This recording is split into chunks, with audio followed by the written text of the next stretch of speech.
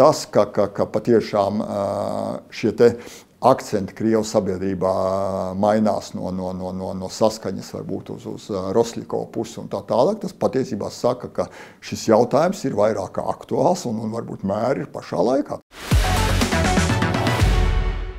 Grozījumi imigrācijas likumā paredz, ka šī gada sākumā no Latvijas tiks izraidīti aptuveni 1200 Krievijas pilsoņu, kuri nav izpildījuši likumā noteiktās prasības, pirmkārt jau nokārtojot valodas eksāmenu vai vismaz iesniedzot pieteikumu par uzturēšanās atļaujas pagarināšanu. Lielais jautājums – kādas sekas būs vairāk nekā 1000 Krievijas pilsoņu izraidīšanai no Latvijas? Man nav sajūta, ka tas ārpolitiski radīs kaut kādas milzīgas sekas. Krievija, protams, troksni taisīs, bet no manas sajūtas šis ir absolūti loģisks lēmums.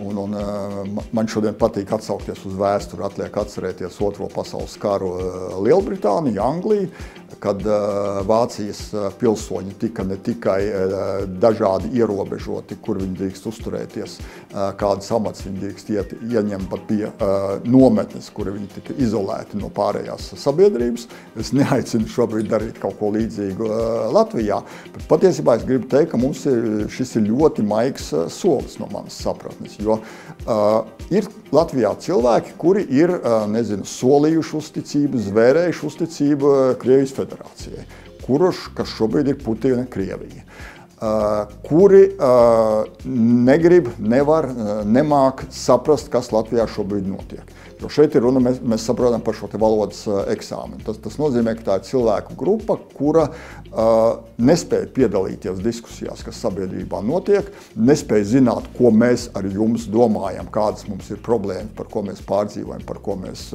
nepārdzīvojam, kas potenciāli, es nesaku, ka visi viņi ir bīstami Latvijas drošībai, bet potenciāli bīstamība Latvijas drošībai šādā situācijā, protams, pastāv. Sakot, ka, redziet, cilvēki jau nevar tā kā tur tik ātri iemācīties valodu. Mēs saprotam, ka tad, kad mēs runājam par vecākiem cilvēkiem, 70 plus, tad, kad Latvija ieguva šī brīža neatkarību, viņiem bija 40 gadi. Tas, ka varbūt kāds no tā cietīs, varbūt pat Latvijai lojāls cilvēks, droši vien, bet mēs ar jums arī esam cietuši Putina agresijas sakarā. Energocenas pieaugumi un tā tālāk. Mēs saprotam, ka situācija šobrīd ir skarba pasaulē.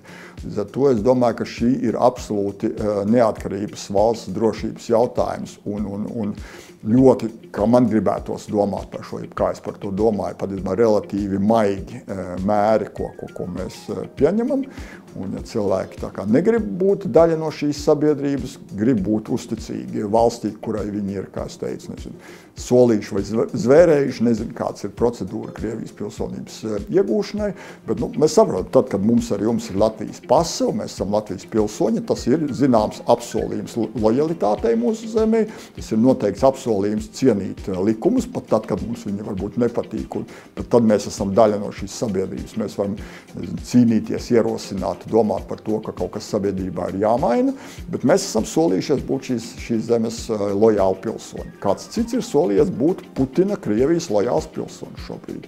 Un mēs nesakām, ka tas uzreiz ir traki. Mēs sakām, ka šis ir tā kā labi, tātad mēs jūs kā viesi joprojām esam gatavi šeit redzēt, bet ja jūs esat gatavi vismaz mēģināt saprast, ko cilvēki šeit domā, par ko cilvēki šeit runā, par ko cilvēki šeit pārdzīvo. Un ja cilvēki saka, ka tā kā mēs dzīvosim absolūti izolēti un mūs neinteresē, ko jūs šeit domājat, tad es gribētu teikt, ka šis ir. Vēlreiz, man liekas, es šo soli absolūti uzskatu par absolūti leģitīmu, normālu, saprātīgu soli, ko valstī ir jādara. Iesaisties, izsaki viedokli un uzdod savu jautājumu. Arī tavs jautājums var būt lielais jautājums.